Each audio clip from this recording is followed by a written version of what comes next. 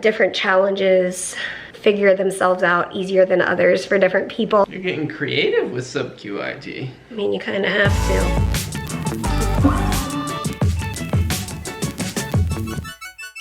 Good morning, guys. I have to show you what Mary is doing. She is sitting out on the porch. She covered up 3 of the sides of the Hummingbird feeder, and we've had the Hummingbird come into this feeder pretty much all day for the last few days, and so it's pretty fun. And she really wants the Hummingbird to come next to her, and eventually she wants it to sit on her hand and eat from the feeder. So she is just living her best quarantine life right now, but I need her to record a voiceover for yesterday's vlog, but I don't want to take her from her activity here. But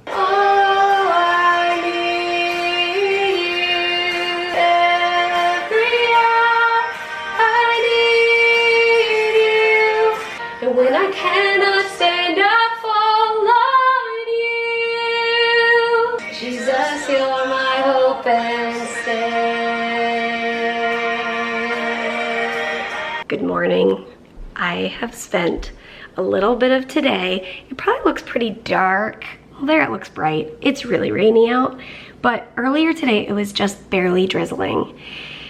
And I had a message from one of you guys who has bird experience, and you said, if you block off 3 of the hummingbird nectar areas from the bird feeder, if you block 3 of them off, so there's only 1 option, and you sit down real still and quiet, and it's right near you, and even if you put your finger near it, sometimes they will learn to like sit on your finger and drink the nectar.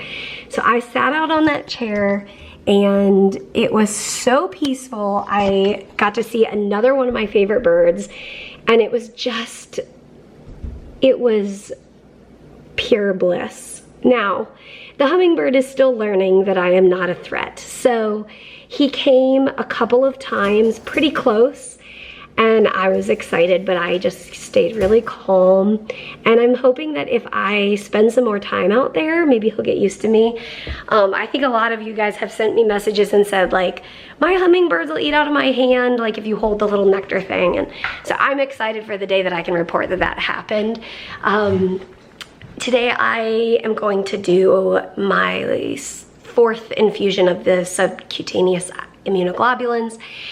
And it has been quite a learning experience. Of course, when you switch to any new medication or medical routine or therapy, it feels different, it feels wrong, it feels hard.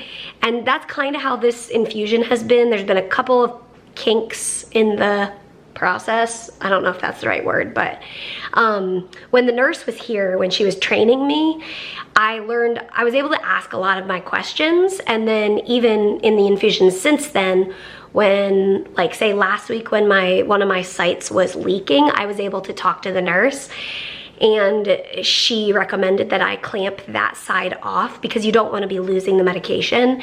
So I clamped that side off and let it go into the other side. But basically with the sub-Q, there's a lot of trial and error. That's what I'm learning. The size of needle, they sent me 2 different sizes of the needles. There's even a 3rd size that they could send, but it's just a matter of figuring out what's gonna work best. You need a spot on your body with enough fat to absorb the subcutaneous fluid, the fluid you're putting in. And the nurse had told me that my legs and this kind of right here part, which I call the love handles, those are my best 2 options. She said other people can use their stomach and their arms, and she took a look at my stomach, and my stomach just doesn't, it has, I could try it, it just doesn't have a whole lot of fat on it, but my legs have a pretty good amount. And so then somebody from the home care company just called, and we talked through a bunch of it as well. And yeah, she just basically was like giving me the sense that it's different for everybody, and different challenges figure themselves out easier than others for different people. So like sometimes the issue is that the needle is too long and that's why it hurts. Other times the issue is that the needle is too short and that's why it leaks. But it's interesting because we were talking through some of my issues and it didn't really make sense for the needles to be too long or too short. We do think that this needle is the right size, but it's just a matter of figuring it out. And also the fact that my body, like my subcutaneous tissue, isn't used to having this infusion, so it will take some time. That being said, we're continuing to practice and try and see how it goes. The fact that my legs, one time my leg leaked, but just barely, and it was right at the end, so that kind of is fine. That makes sense. It wasn't like how bad this one was leaking. So I guess I'm gonna go back to using my legs today. And either way, even if it hurts, I got through it, and the medication will go in either way. I can hear Peter walking. Let's see if he's coming downstairs. It just started raining way harder and it's really beautiful. Yeah, so that's what's happening here. I kind of mentioned this in yesterday's vlog while we're on the health update front. I've been having kind of a weird exhaustion situation, and it's not all day, it's not every day. Today I have felt a lot better than I felt yesterday. It doesn't seem to be correlating with blood sugar, but I'm taking a really close eye. I've been writing down like the events of the day, like when I eat, what I eat, my blood sugars, all that sort of thing. Oh, there's a hummingbird. And you can tell I'm getting used to the hummingbirds coming because I didn't just like freak out. I was just like, oh look, there it is, like a normal person. But yeah, so we're just trying to figure it out. It's not, like if it was the blood sugar issue, it would be kind of like, not an easy fix, but you'd kind of know what the problem is and kind of address the problem that way. What's happening is like I'm getting, you know, weak and shaky and that sort of thing. And so I'm gonna be talking with my team about it. But in the meantime, we just saw blood work and my blood work was all pretty stable. My platelets and my white blood cell count was a little bit lower than my normal, but not low like it was when I was sick 2.5 months ago or however long ago that was. So blood is stable enough, and yeah, so we're not sure what this whole exhaustion thing is, but over the next week or two, if there are vlogs where I seem super exhausted, it's because my body is, and it's a little bit conflicting. Like I kind of think in my head, but I'm on Trikafta and I'm supposed to feel amazing. Supposed to meaning like that's how I have been feeling, amazing, and like I can do everything, most of what I want to do, like cooking and cleaning and all that. And so yesterday I kind of had that plan, like I'm supposed to feel good and I'm gonna get all this stuff done. And then I wasn't able to. And I guess it's just a reminder that the body is gonna do what it's gonna do, and that's okay, and I have to just be okay with that. I used to be used to it. I was used to being okay with my body's limitations before Trikafta, and now I'm getting kind of used to like feeling top notch. And so when something like this, kind of a fluke, weird, kind of weak feeling happens, or I guess fatigue is kind of how I would describe it, unexplained fatigue, when it happens, it kind of like takes me by surprise, like wait a second, what is this? But I remember that this is just part of it. So I'm taking it a little bit easy today, but not because I definitely don't feel as bad as yesterday. But anyway, speaking of getting things done, I am gonna do the dishes and get ready to make some delicious dinner.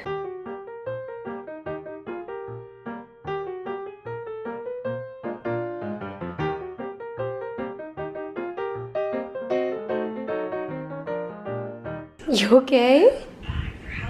You're funny. Whew, got off another, I just have had 2 sub-Q IG calls today from the home care people. But anyway, just got off the phone with another a pharmacist who called to try to help. And she gave me a really interesting idea. She said put 2 of these tubings so it goes double as long. So instead of taking an hour to go in, it'll take 2 hours-ish. And hopefully that will help so that there won't be leaking and it will be less pain.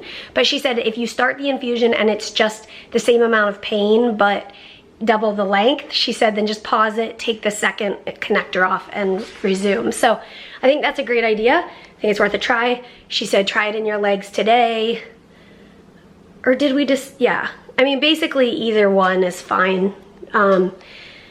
So I'm gonna try that, but that was just a long phone call. So now I'm going to finish. Were you taking it? Oh yeah. You can have the camera. Okay, I'll film you. You finish what you were saying. I don't really have anything to say. You're gonna finish cooking the Tuscan chicken? Yeah. And I've been up in the working room just working on some Frey Life stuff, and as you can see I just came in from a walk with Ollie Boy in the rain, which I was real excited to watch the SpaceX NASA rocket launch today, but it got rained out. Did it really? So they're trying again on Saturday. Oh, wow. Mary's kind of a NASA geek, and so I have adopted her fascination with space and astronauts. And she actually, before we watched really any YouTube, Mary used to watch the NASA, like, the programming that they would do. Yeah. And anyways, when we were in Scotland, we met Chris Hadfield, and that was really cool. He signed our book. And then, yeah, they're gonna send a couple astronauts up to the space station. So anyways, riveting stuff here. We are having some Tuscan chicken pasta. If you Google Tuscan chicken pasta in the Instant Pot, there are a few recipes pretty similar, and some chicken and some asparagus, and this has sun-dried tomatoes and kale in it. I didn't have some of the ingredients, so I had to get a little creative. You are good at creativity. Well, we'll see what happens. Tastes good. Great. Whoa, whoa, whoa. Whoa. Mary is multitasking. She's hooked up to her sub-Q IG, and she's making some whipped cream. And did you tell him about the berry compote? Nope. Mary, we had some berries that were, like, remember when Mary bought all those berries? Was this still from then? I don't know. Oh, here it is. Okay, she boiled down the berries and some sugar into this berry compote and water. And I tasted it. It's so good. She's gonna make some whipped cream for it. She's sort of like tied to the table because she's doing her infusion, so I brought all this stuff over here. I'm trying to be really aware because I just realized how very bad it would be if the cord got caught in the mixer. Oh, the cord of your sub-Q. Okay, we're getting there. Getting there. Yum, yum, We yum. only had a little bit left. That was the whipping cream I bought for Peter's peanut butter frosting. Oh, that was so good. Okay, here's what we got. It's the berry compote. What is compote, anyways? I just heard it on a show one time. And whipped cream. It's like the whipped cream isn't too sweet, and the berries are nice and sweet and very blueberry strawberry-ish. I barely added any sugar when I did the berries. You do a tad. I did some. But I think typically for that sort of thing, you do like maybe a cup of sugar or something, so it's more like jam almost. Mm-hmm. But this was just kind of like some sugar. I didn't measure it. And then for the whipped cream, we did barely any powdered sugar. So what you making there? Pudding. Pudding. She's gonna do chocolate and vanilla. But I will need, since I'm tied down, those little cups. These cups? Yeah, if you don't mind. You got it. The cups we got for our wedding. I just finished a live stream event that Emily's Entourage put on, Emily's Entourage raises money for that last 10% of cystic fibrosis patients who don't have an effective treatment, like Trikafta. So it was really good to be a part of that event and donate to that cause. If you guys want to follow Emily's Entourage and what they are up to and donate to that cause, we will leave a link in the description. Emily is an amazing cystic fibrosis patient who is just an amazing advocate. So I was able to watch that event while I was finishing my infusion.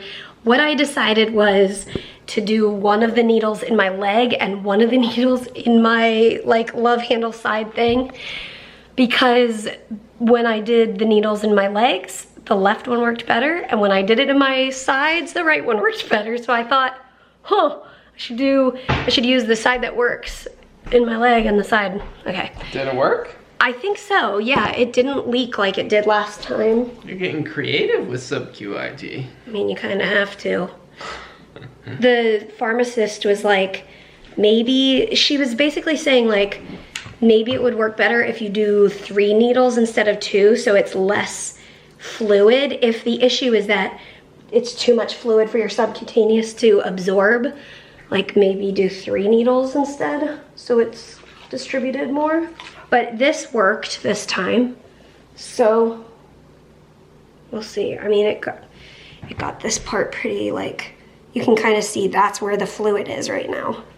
It's kind of odd, but that goes down after about a day. So anyway, I'm glad that that is done for the week.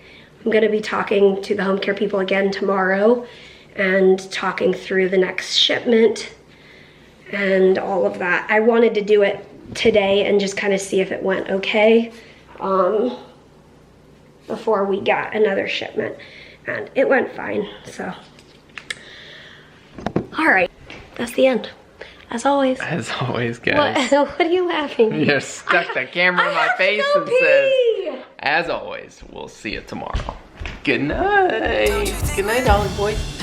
You gonna go eat your dinner?